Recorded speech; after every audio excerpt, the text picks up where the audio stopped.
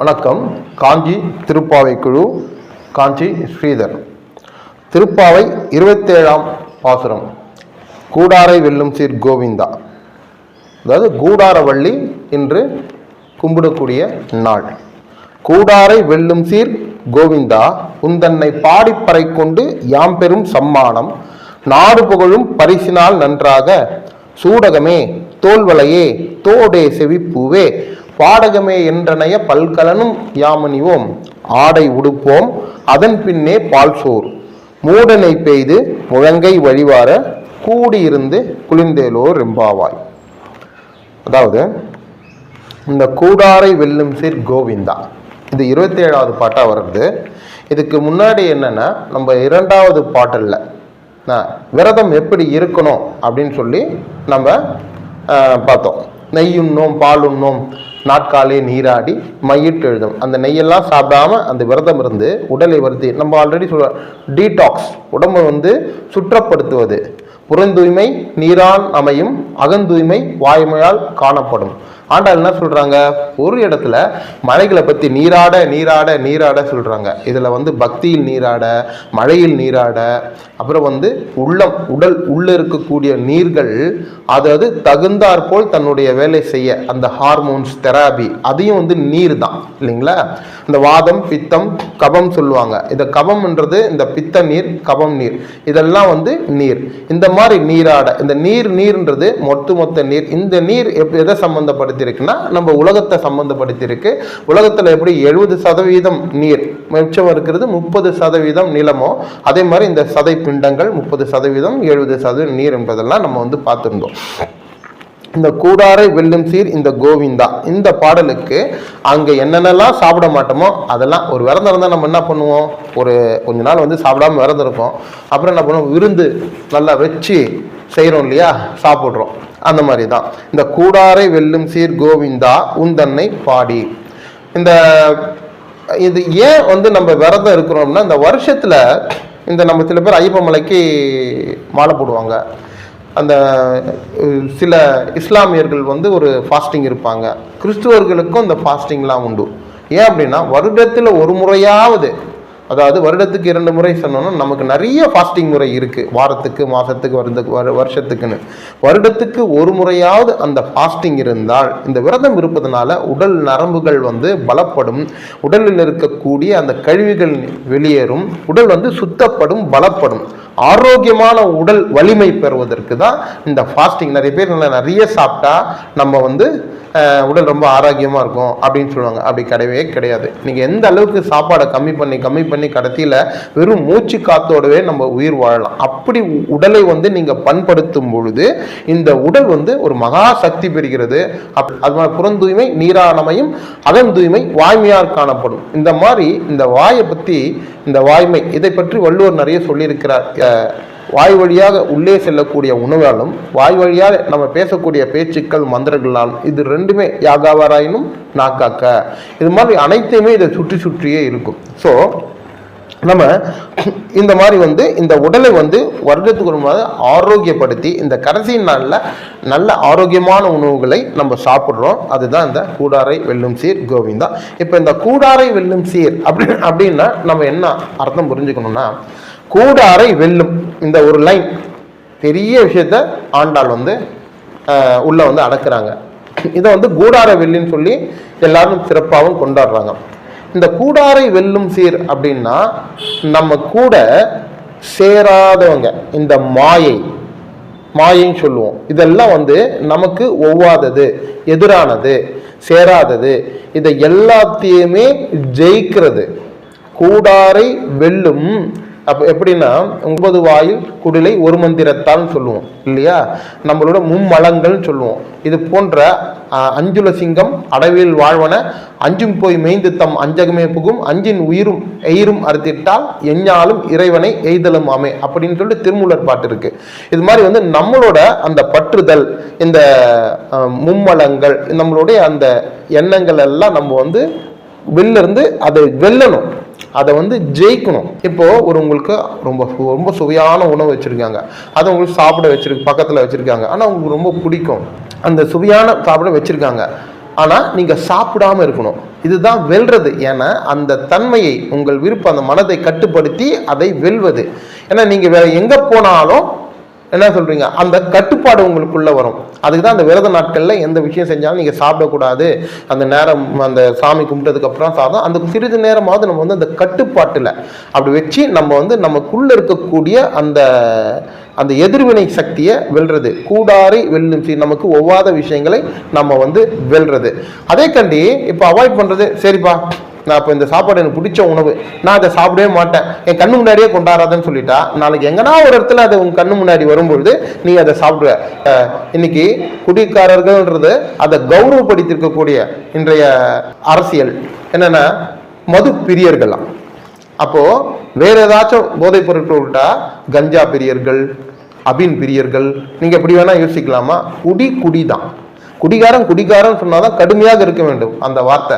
ஆனா இவங்களுக்கு இதுக்கெல்லாம் வந்து மொழி சோப்பு போட்டு இந்த குடி வியாபாரத்தை வந்து இன்க்ரீஸ் பண்றதுக்காகவும், இதை வந்து மக்கள் மத்தியில் அதனோட தன்மையை குறைக்கிறதுக்காகவும் இந்த மாதிரி ஒரு செயல்லாம் செய்யறாங்க.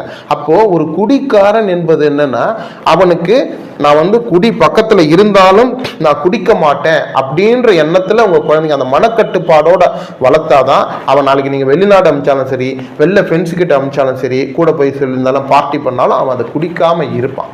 அதை கண்டு இல்ல அது கண் முன்னாடியே காட்டக்கூடாது அப்படின்னு சொல்லி அதை ஒதுக்கி வச்சு அவன் குடிக்கிறானா, அப்படி ஒரு சூழ்நிலை உண்டா அன்னைக்கு நான் அதை பார்த்தானா அவன் அட்ராக்ட் ஆயிடுவான். அது இருந்தாலும் குடிக்க கூடாது அப்படின்ற ஒரு எண்ணத்தை சொல்லணும். இந்த கூடாரை வெல்லும் சீர் கோவிந்தா. இன்னொரு முறை என்னன்னா, இந்த மகாபாரதம், ராமாயணம், இந்த புராணங்களிலே பெருமாளோட கூடி இருக்கிறவங்க நண்பர்கள். கிருஷ்ணருக்கு குசேலர்லாம் நண்பர்கள். அதே மாதிரி வந்து இப்போ ராமாயணத்துல பார்த்தீங்கன்னா சுக்ரீவன் நண்பர், அப்புறம் வந்து அனுமன் நண்பர், இது மாதிரி வந்து நண்பர்கள். அவர்களாம் அவர் கூட கூடினவர்கள். கூடாதவர் அப்படின்னா எதிரிகள். செற்றார் திரளழிய, செற்றார்னா எதிரிகள், திருப்பாவையில் சொல்றாங்க. அப்போ அந்த எதிரிகள் யாராரு அப்படின்னு பார்த்தோம்னா ஹிரண்யன், இரண்யகசிபு, கும்பகர்ணன், அப்புறம் ராவணன் இல்லையா, கம்சன், சிசுபாலன். இந்த கூடாரை சீர் வெல்லும் சீர் கோவிந்தா. இந்த கூடாதவர்களை வெல்றது அப்படின்றது, இது வெல்றதுக்கும் தோக்கடிக்கிறதுக்கும் வித்தியாசம் இருக்கு. நம்ம தோக்கடிப்பது வேற, வெல்வது அப்படின்ற வேற. அவங்களோட மனதை வெல்வது. இப்போ நீங்க ஒரு டோனோவான் பெய்லி, ஒரு பெரிய அத்லெட் இருக்காரு, நீங்க அவரை வந்து நீ ஜெயிக்கணும்னா அவரளவுக்கு உங்களால ஓட முடியாது. ஆனா ஒரு அன்பாலையும் ஒரு நல்ல ஒரு செயலாலையும் அவரோட மனசை நீங்க ஜெயிக்கலாம். அப்போ அவர் உங்களுக்கு அடிமையிடுவார். அது வந்து வெல்வது, அவர் மனதை வெல்வது, தோற்கடிப்பது இல்லை. அவரை அட்ராக்ட் பண்றோம், அவரை ஜெயிக்கிறதுல அவரோட மனதை வெல்வது. அதாவது கூடாரை வெல்லும் சீர் கோவிந்தா அப்படி என்னன்னா, எதிரியா இருக்கக்கூடிய ராவணன், கும்பகர்ணன், ஹிரண்யன், இரண்யகசிபு இவங்க எல்லாரையுமே வந்து ஜெயிச்சாரு. ஆனா அவங்களுக்கு மோட்சம் கொடுத்தாரு. கம்சனையும் தோற்கடிச்சு, சிசுபாலனையும் தோற்கடிச்சு வெற்றி பெற்றாலும் இவங்க அத்தனை பேருக்கும் ஆட்டோமேட்டிக்காக அவர் வந்து மோட்சகதி கொடுத்ததுனால அவங்களோட மனதை வெல்றாங்க. இதில் பார்த்தீங்கன்னா அது எங்கே தெரியும்னா, அந்த சிசுபாலர் கதையில் என்ன நடக்குதுன்னா, இந்த 100 முறை அவர் வந்து பழித்தாள். அவர் தாய்கிட்ட கிருஷ்ணர் வந்து சத்தியம் பண்ணி கொடுக்குறாரு. அதுக்கு மேலே அவர் என்ன வந்து பழிச்சானா நான் கொன்றுவேன் அப்படின்னு. இதே மாதிரி நடந்துகிட்டே இருக்கும்போது ஒரு பெரிய ஒரு யாகத்தில் இந்த கிருஷ்ணரை பற்றி மிகவும் அவதூறா பேசும்போது அந்த 100 எண்ணிக்கை முடியுது. அந்த முடியும் பொழுது என்ன பண்றாரு, கிருஷ்ணர் சக்கராயுதத்தால வதம் பண்றாரு. அப்ப என்ன பண்றதுன்னா, அந்த ஆத்மா வந்து அப்படியே வந்து வலம் வந்து இவர் 3 முறை வலம் வந்து இவருடைய வந்து ஐக்கியமாகுது. இது வியந்து பார்த்த அர்ஜுன் வந்து கேள்வி கேட்கிறான், ஏன் அப்படி வந்து இவர் வந்து உங்களை வலம் வந்து இதுக்குள்ள அந்த ஆத்மாவுக்குள்ள ஐக்கியமாச்சு அப்படின்னு. அதாவது அவர் எதிரி தான், அவரையே வெல்றார். அந்த ஆத்மாவே பகவானை விரும்புகிறது. அதான் கூடாரை கூட வெல்லக்கூடிய சக்தி யாருக்கு இருக்கு, இறைவனுக்கு இருக்குது. நிறைய வந்து நாத்திகவாதியாக பேசுவாங்க. அதுக்கப்புறம் அவங்களுக்கு ஒரு நாலேஜ் வரும்போது பார்த்தீங்கன்னா உச்சபட்சமாக கடைசியில் ஆன்மீகத்துக்கு மாறுவாங்க. அதுதான் என்ன சொல்றது, அந்த கூடாரை கூட வெல்லக்கூடிய கோவிந்தா. இப்போ ஒரு எதிரின்னு யாரையும் நினைக்கக்கூடாது. இப்போ ஒரு எக்ஸாம், இன்னைக்கு பாரத பிரதமர் மோடி நீங்கள் பார்த்தீங்கன்னா உலக நாடுகளோட போட்டி, அரசியலில் போட்டி, பல அமைப்புகளோட போட்டி இருந்தாலும் அவர் என்ன சொல்றாருன்னா, அவர் பாட்டுக்கு அவருடைய காரியத்தை திறமா செஞ்சுக்கிட்டே போறாரு. ஒரு கட்டத்தில் அவரை எதிரியா பார்த்தவங்க கூட என்ன சொல்றான், சபாஷ் செம்மையாக பண்ணுறாரு. இன்னைக்கு வந்து உலகத்தில் இந்தியாவுக்கு ஒரு பெரிய அங்கீகாரம் கொடுத்துருக்காரு. லேட்டஸ்ட்டாக இந்த மேக் இன் இந்தியா, அந்த ஸ்டார்ட் அப் கம்பெனி போன்ற பல விஷயங்களை பண்ணி பல கண்டுபிடிப்புகளை வந்து இந்தியா வந்து இன்னைக்கு நிகழ்த்தியிருக்கு. இந்த 78 ஆண்டு காலம் சுதந்திரம் பெற்ற இந்தியாவில் கடந்த இந்த 10 ஆண்டு காலத்தில் இத்தனை பெரிய சாதனை படைக்கிறாரு அப்படின்று அவருடைய கூடாதவர்கள் கூட, அவருடைய எதிரி போல் இருக்கிறவர்கள் கூட அவர் வந்து மனதை வென்று விடுகிறார். இதுதான் பகவானுக்கு சமமா.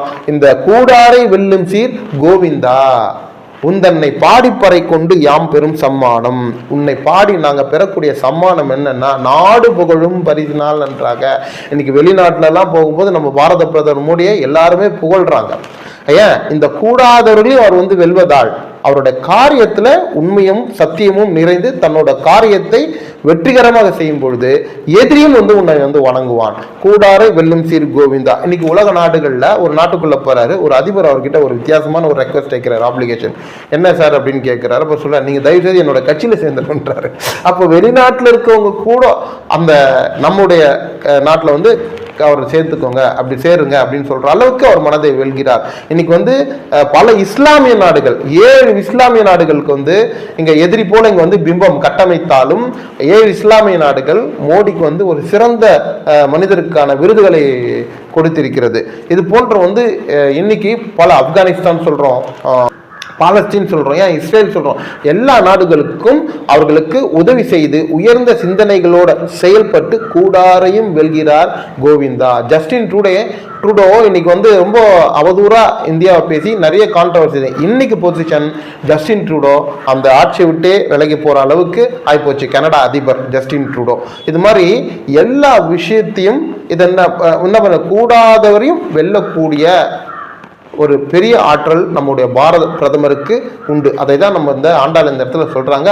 கூடாரை வெல்லும் சீர் கோவிந்தா, அந்த உயர்ந்த நாமம் கோவிந்தா, உந்தன்னை பாடி பறை கொண்டு யாம் பெரும் சம்மானம். இந்த நாடு புகழும், உலகமே புகழும், நாடு புகழும் பரிசினால் நன்றாக சூடகமே தோல்வளையே தோடே செவி பூவே. இது போன்ற என்னன்னா இந்த பலவிதமான அணிகலன்கள் அப்படின்னா உயர்ந்த விஷயங்கள் உன்னை வந்து அடையும். சூடகமே தோல்வளையே தோடே செவி பூவே பாடகமே என்றனைய பல்கலனும். பலவித அணிகலன்கள்னா உங்களுக்கான ஒரு அங்கீகாரம். இதை நீங்க அப்படியே எடுத்துக்கலாம். பலவிதமான அங்கீகாரம் இந்த விரத முறைகள்லாம் இருந்து இந்த இறைவனை சேவிக்கும் போது உங்களை வந்து சேருகிறது.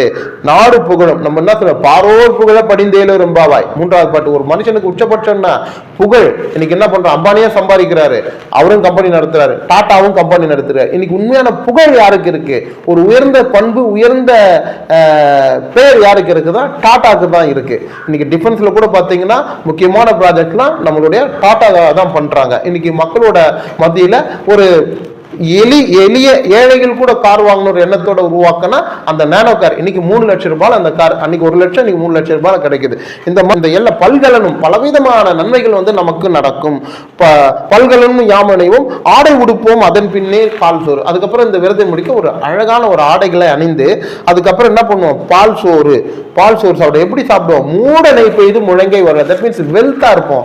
இந்த விரதெல்லாம் இருந்து இறைவனை வழிபட்டால் நம்ம இந்த கடமைகளை செய்தால் கூடாரையும் வெல்லக்கூடிய ஆற்றல் நீங்க பெற்றால் எதிரிகளையும், அதாவது வன்பால் ஜெயிக்கக்கூடிய, தோற்கடிக்கிறது கிடையாது, ஜெயிக்குவார், மனதை வெல்வது அப்படின்றது. ஏன்னா இந்த ராமாயணத்தில் கூட பாத்தீங்கன்னா ராவணன் என்ன சொல்றாரு, ராமர் இன்று போய் நாளை வாழ்றாரு. அப்போ தர்மர் என்ன பண்றாரு, தன்னோட அர்ஜுனன் வந்து சபதம் எடுத்துடுறான், நான் வந்து இந்த சைந்தவனை கொல்லலைன்னா தீமூட்டி இறங்கிடுவேன்னு. அப்போ தர்மர் என்ன பண்றாரு, ரகசியமா ஒரு ஆள் அனுப்பி அந்த சைந்தவனை வந்து பாதுகாத்துக்குன்னு சொல்லி எதிரிக்கு சொல்லி அனுப்புறாரு. ஏன் அப்படின்னா 105 சகோதரர்கள், 2 குடும்பத்தையும் சேர்த்து பங்காளிங்களோட சேர்த்து இவங்களுக்கு எல்லாருக்கும் இருக்கிற ஒரே ஒரு தங்கச்சி பேரு துச்சலை. அந்த துச்சலையோட வீட்டுக்காரர் தான் சைந்தவன். ஒரே ஒரு தங்கச்சி விதவை ஆகிவிடக் கூடாது என்றதுக்காக தர்மத்தை கடைபிடித்ததால் தர்மர் எவனையுமே சொல்ல அந்த நேரத்தில் இந்த தகவலை சொல்லி அனுப்பும்போது ஆஹா தர்மம் என்னைக்கும் தர்மம் தாண்டா அப்படின்னு சொன்னான். அதை எதிரி வாயிலே கூடாரை வெல்லும், மனதை வென்றார் இல்லையா, அந்த உயர்ந்த பண்புகளால் கூடாரை வெல்லும் சீர் கோவிந்தா. அதான் ஆடை உடுப்போம் அதன் பின்னே பால் சோறு மூடனை பெய்து முழங்கை வழிவார கூட இருந்து குளிர்ந்தேல ரொம்பாவை. நான் அனுபவிக்கிற பெனிஃபிட்டை நான் மட்டும் சாப்பிடக்கூடாது, எல்லோரும் அந்த பெனிஃபிட் அனுபவிக்கணும். இன்னைக்கு டாடா என்ன பண்றாரு, ஏகப்பட்ட கோடி பணங்களை சம்பாதிச்சு அதுல பெரும் பகுதி, மிக பெரும் பகுதியை பல ட்ரஸ்டுக்கு எழுதி வச்சிருக்கிறாரு. கூடி இருந்து குளிர்ந்தோல் ரம்பாவை. என்னைக்கு மனுஷன் நெஞ்ச பிடிச்சினா பக்துன்னு போயிடுவான். புரியுதுங்களா? அப்போ அவங்க இருக்க வச்சு இந்த செய்யறதுனால தான் அவர் இன்னைக்கு உயிர் நீத்த பிறகும் கூட நம்ம டாட்டாவை பத்தி பேசிக்கிறோம். இன்னைக்கு ஒருத்தர் அம்பானியா டாட்டாவே என்ன பெரிய கோடி பில்கேட்ஸ் கூட அப்படிதான். ஆனா நீங்க பாத்தீங்கன்னா பில்கேட்ஸ், எலான் மஸ்க் போன்ற பெரிய தொழிலதிபர் கூட பல தொண்டு காரியங்களை செய்கிறார். ஆனால் நம்ம ஊர்ல இந்த டாட்டா செய்த அந்த ஒரு தொண்டு காரியம் இருக்கு பாத்தீங்களா, அது மிகவும் ஒரு அற்புதமான காரியமாக இங்க மனிதர் மக்கள் பேசப்படுகிறது என்றால், கூடி இருந்து குளிர்ந்தேன ரொம்பவே. நான் அனுபவிச்ச பெனிஃபிட்டை உங்க எல்லாருக்குமே நான் டிவைட் பண்ணி தரேன். எல்லாரும் சாப்பிடுங்க, எல்லாரும் சாப்பிடுங்க. அப்படிதான் சாப்பிடணும். நம்ம கூட என்ன அந்த காலத்துல சின்ன வயசுல என்ன சொல்லுவோம், குழந்தைங்க எல்லாருக்கும் கொடுத்து சாப்பிட்டு, பக்கத்து வீட்டில் கொடுத்து சாப்பிடுன்னா. இப்போ எப்படி இருக்குதுன்னு தெரியல, சில பேரண்ட்ஸ் அப்படி இருக்காங்க. அதே மாதிரி பொருளாக இருந்தாலும் ஒரு ஒரு பலகாரம் செஞ்சாலும் நம்ம அக்கம் பக்கத்து வீட்டில் கொடு.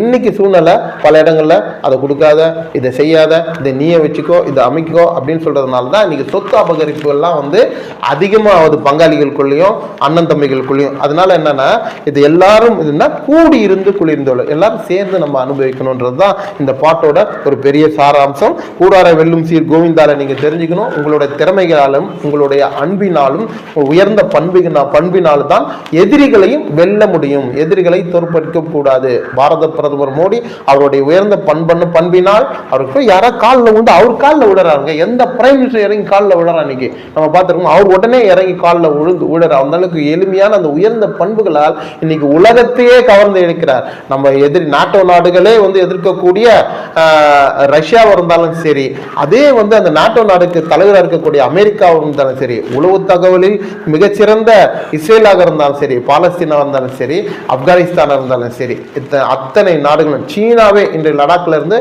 தன்னை போர் படைகள் எல்லாம் பின்னாடி போயிட்டாங்க. ஏன்னா இந்த உயர்ந்த பண்புகள் தான். யாரையும் தோற்கடித்து மகிழாதீர்கள், வென்று மகிழுங்கள். அவருடைய மனதை வென்றால் அவர்கள் உங்களுக்கு வேலை செய்வார். உங்களுக்கு அடிமை என்பது உங்களுக்கு இணக்கமாகி விடுவார் என்பதை சொல்லிக்கொண்டு, இந்த கூடாரை வெல்லும் சீர் கோவிந்தா முக்கியமான பாடல் என்பதையும், இந்த பாடல் தான் இந்த திருப்பாவையை எனக்கு மிக ஒரு ஆர்வத்தை ஊட்டியது என்று சொல்லி இந்த சொற்பொழிவை நிறைவு செய்கிறேன். உங்களுக்காக காஞ்சிபுரத்திலிருந்து காஞ்சி ஸ்ரீதர்.